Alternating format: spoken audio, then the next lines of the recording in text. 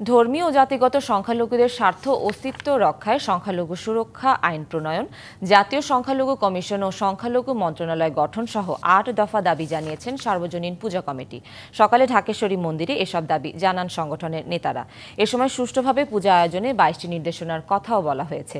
এছাড়া অর্পিত সম্পত্তি প্রত্যর্পণ আইনের যথাযথ প্রয়োগ, জনসংখ্যার আনুপাতিক হারে সরকার, সংসদ, জনপ্রতিনিধিত্বশীল সব সংস্থায় অংশীদারিত্ব ও প্রতিনিধিত্ব নিশ্চিত করার দাবি জানানো হয়। এছাড়া দশমীর শোভাযাত্রায় সর্বোচ্চ সতর্কতা ও নিরাপত্তা বজায় রেখে সন্ধ্যার মধ্যে বিসর্জন সম্পন্ন করতেও অনুরোধ জানানো হয়।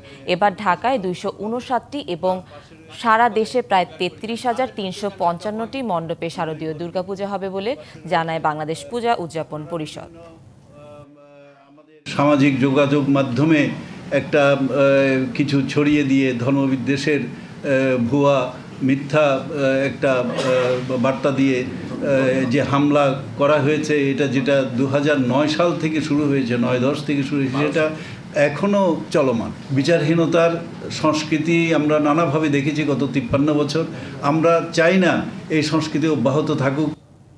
মোনালিসা হেভি ফ্লো ১৫ পিস প্যাকেটের সাথে ৮ পিসের একটি প্যাকেট একদম ফ্রি।